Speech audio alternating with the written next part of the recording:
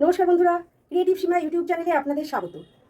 আজ শ্রাবণীর আমন্ত্রণে দুয়ার কাঁপে, ক্ষণে ক্ষণে ঘরের বাঁধন যায় যায় বুঝি আজ টুটে।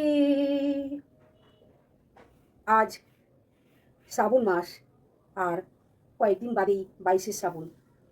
বাংলার দুয়ার ভেঙে গেছিল, ঘরের দুয়ার কেঁপে উঠেছিল। এই শ্রাবণ মাসেই আমাদের গুরুদেব রবীন্দ্রনাথ ঠাকুর আমাদের ছেড়ে, পৃথিবীর মায়া ছেড়ে চলে গেছিলেন। তিনি শুধুমাত্র লেখালেখি বা ছবি আঁকা, সঙ্গীত পরিচালনা বা সঙ্গীতের মধ্যেই ছিলেন না, তিনি খুব রসিক মানুষ ছিলেন এবং খাদ্য রসিক ছিলেন অবশ্যই। তো তার একটা রসিকতার গল্প বলি। সেটা হচ্ছে, একবার তিনি আলু আর মটরশুঁটিকে, কড়াইশুঁটিকে সেদ্ধ করে মেখে উনি বড়া করবেন। উনি তেলের মধ্যে ওটা ছাড়তে যাচ্ছেন, তখন মৃণালিনী দেবী বলেছেন যে কি এরকম করলে তো হবে না, এর মধ্যে একটা কিছু ময়দা বা কিছু বেসন দিয়ে বাইন্ডিং করতে হবে। উনি বলছেন, না তোমরা এসব পারো না, কিচ্ছু দিতে লাগবে না, এটা দিয়েই হবে। তো গুরুদেব বসে বেশ বড়া যতবারই ছাড়ছেন ততবারই ছড়িয়ে যাচ্ছে, যতবারই ছাড়ছেন ছড়িয়ে যাচ্ছে। তখন গুরুদেব দমবার পাত্র নয়, গুরুদেবও বললেন গম্ভীর অথচ স্মিতহাস্যে বললেন রসিকতা করে, এটা তো হবার ছিল না, আজ আমি তৈরি করব ডুমুরের দই বড়া। তো আমি ডুমুরটাকে সেদ্ধ করে নিয়েছি। এইবারে আমি ডুমুরটাকে এই বাটির মধ্যে দিয়ে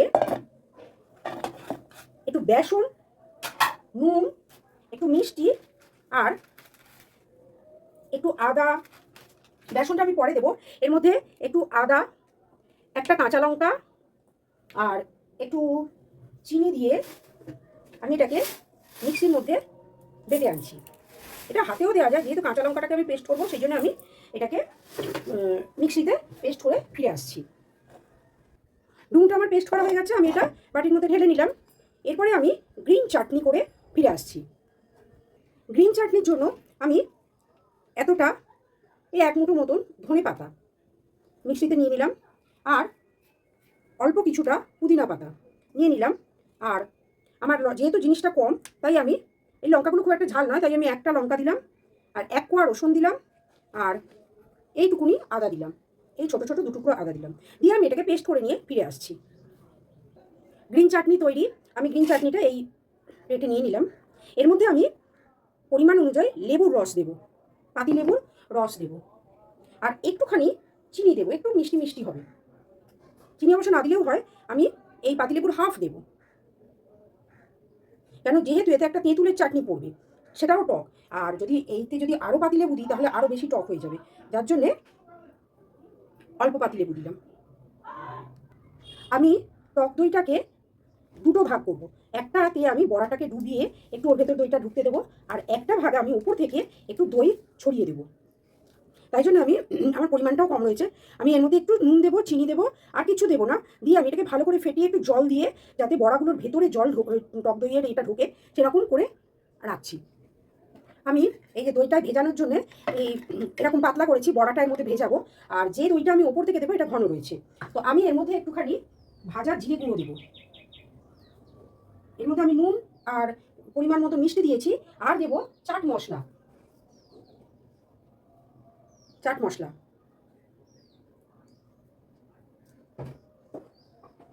এটাকে আমি ততক্ষণ রাখবো। এবারে আমি বড়াটা তৈরি করে নিয়ে ফিরে আসছি। তো বড়াটা তৈরি করবো কীভাবে দেখুন।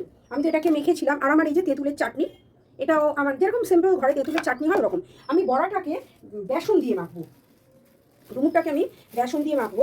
ঠিক যতটা পরিমাণ বেসন যাবে আমি ততটা পরিমাণ বেসন দেবো, আর দেবো গোটা জিরে একটু। আর যেহেতু এর মধ্যে কি বলে আদা আর কাঁচা লঙ্কা দেওয়া রয়েছে, আর ডুমুরের সঙ্গে আর অন্য কিছুই যায় না। মৌরি টৌরি আপনারা হয়তো ভাববেন যে আপনারা যে মৌরি দেন, মৌরি টৌরি না, মৌরি ফৌরি এই ডুমুরের সঙ্গে তো যায় না। ডুমুরের সঙ্গে যা যাবে সেটাই দেবো। এতে আমি জিরে দিলাম, একটু ভাজা জিরে দেবো, একটু গোটা জিরে দিলাম, আর একটু ভাজা জিরে দেবো। দিয়ে আমি পরিমাণ মতন বেসন দিয়ে, আর আমি এটা নুন দিয়ে রেখে দিয়েছিলাম, এবার আমি এটাকে মাখবো। কড়াতে তেল দিয়ে দিয়েছি, তেল গরম হয়ে গেছে। বড়ার জন্য আমার ডুমুরটা এইভাবে মাখা হয়ে গেছে। খুব যে বেসন দেবো তা নয়, কেন কি বেসন দিলে শক্ত শক্ত হয়ে যাবে, সফটনেসটা থাকবে না। তো বেসনটা শুধুমাত্র বাইন্ডিংয়ের জন্য। আর কড়াতে আমি খুব অল্প তেল দিয়েছি, যদি আমার পরে তেল লাগে আমি দেবো। তো আমি এবারে বড়াগুলোকে তৈরি করে নিচ্ছি।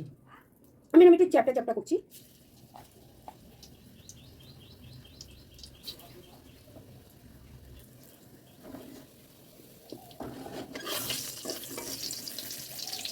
আমার প্রথম 3টে বড়া ভাজা হয়ে গেছে। এটা কিন্তু আরও কতগুলো করা যেত, আমি ঝটপট করার জন্য না আমি 6টা মতো, একটা ছোটো মতন 6টা হয়েছে। তো আমি এবারে এই দইয়ের জলটার মধ্যে বড়াগুলোকে দিয়ে দিচ্ছি, যাতে এর মধ্যে ঢোকে রসটা। বাকি 3টে হোক।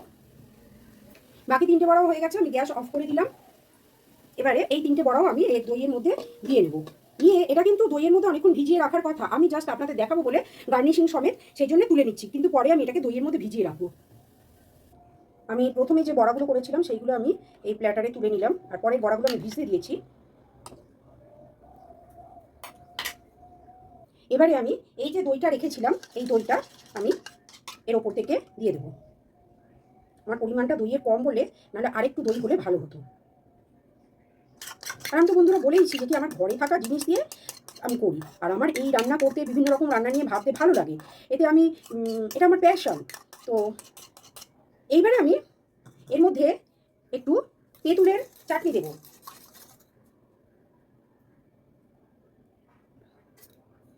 এই যে সেও ভাজিটা নেই, তাই সেও ভাজিটা দিতে পারলাম না। এবারে আমি এই গ্রিন চাটনিটা দেব।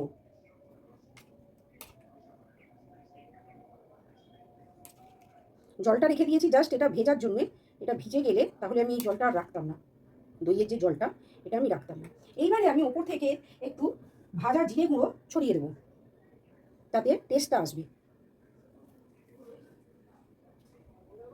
একটু চাট মশলা দেবো।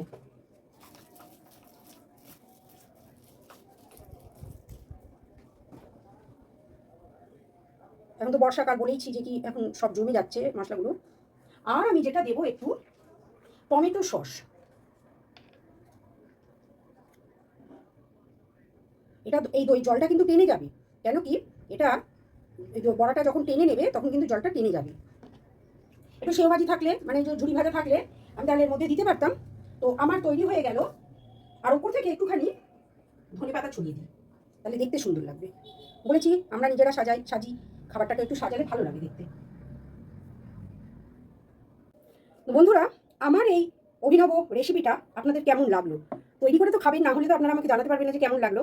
আর এটা দেখে আপনাদের কেমন লাগলো সেটাও কমেন্ট করে জানাবেন।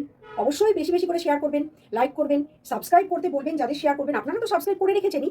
আর একটা সাবস্ক্রাইব বা লাইক কমেন্ট শেয়ারে আপনাদের কিছু কমে যাবে না, কোনো ক্ষতি হবে না, বরং আমি অনুপ্রাণিত হব আরও নতুন নতুন রেসিপি তৈরি করতে। আজ তাহলে আসি। ভালো থাকবেন, সুস্থ থাকবেন, আনন্দে থাকবেন, আর মন প্রাণ খুলে হাসতে থাকবেন, খেতে থাকবেন।